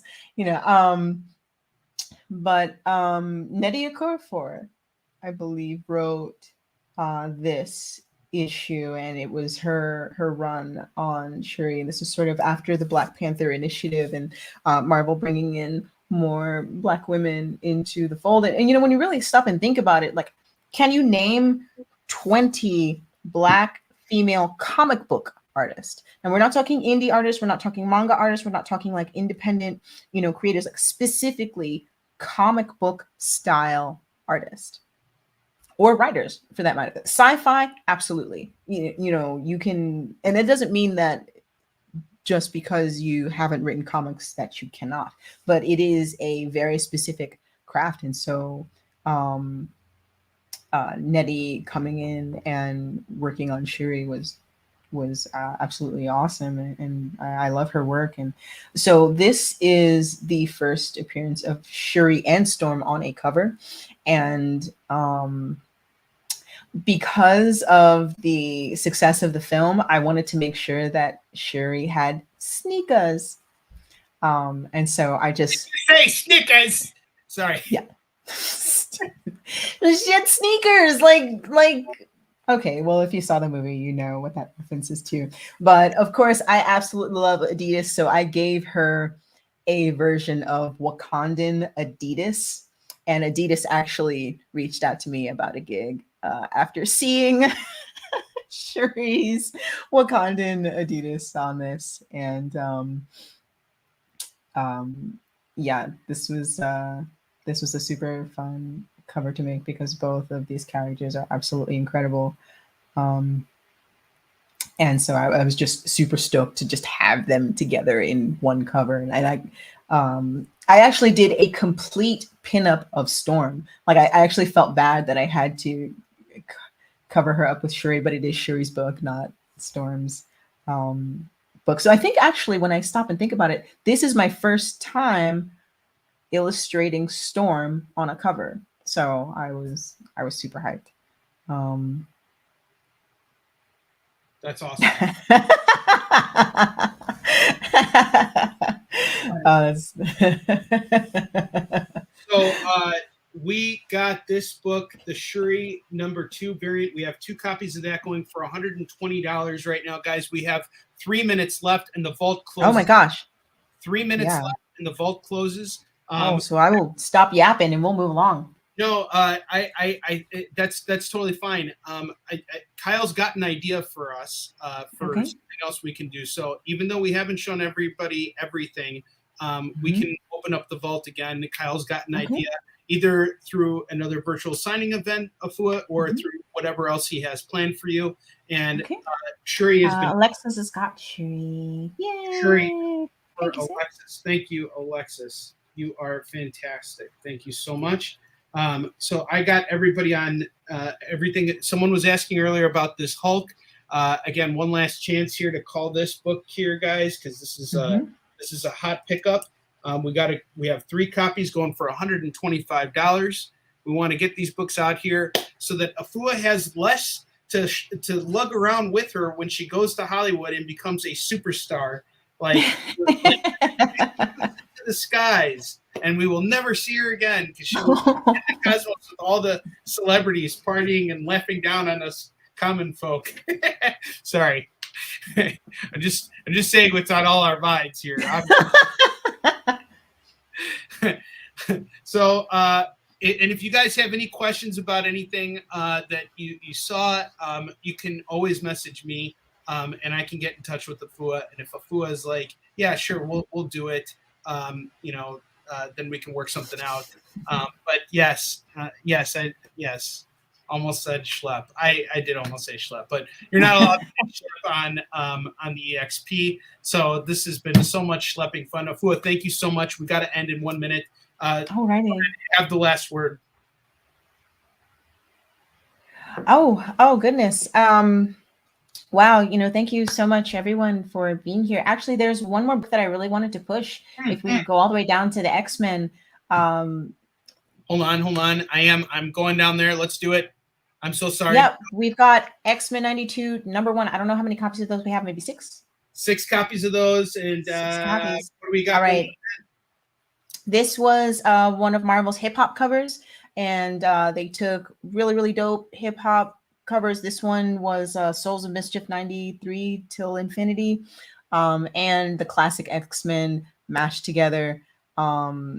This was, I don't know, this is my heart right here because I love Gambit and Wolverine and Storm and Jubilee. So to draw them all on one cover, actually, no, this was my first Storm. Let me not be a liar. So this was my first Storm drawing, and the other one was my first full head to toe Storm. But yeah, this was my first time drawing the X-Men. It was such a dream come true for me. And just, comics is it's a really difficult industry. You have to do a lot in order to really make an impact, but I still love it anyway. And I'm just, it's so great to go to conventions and talk to other people who, find themselves in these characters, and it's like having mutual friends, so thank you everybody for being here. Thank you, Onrie. Thank you, the EXP, for, having me and just sharing this collection. Thank you, everybody. Props to everybody in the chat. Shout out to Dr. Fu's Lab. And this is not going to be the last one. What is the cost of this one? The cost of this one? Of the X-Men. Okay, yeah, I'm so sorry. $25. We got 6 copies. Just drop it in the links. I will get it. We will still watch. $25 on the X-Men one. Chris, call it as you see it. Mike, Trish, anybody who wants to call this, this is your chance. Call it. X-Men has been Nathan's called. got it. All right, got it. Hooray! All right, hang on. Nathan. And anybody else who calls this, I will see the comments. You can call it, and I will add it to your list, or you can email me. We do got to get going because Nick's art show is going to start. Chris, I got you as well. Guys, thank you so much. Alexis, I got you as well. Thank you so much, guys. Bless your hearts. Brent, I got you. We only got 2 copies left. This is it. So, guys, thank you so much. I got everybody. We got to go now so Nick's show can start. Thank you so much for joining us. We will see you guys next week. Take care. Today's comics market is ripe with new titles by creators who are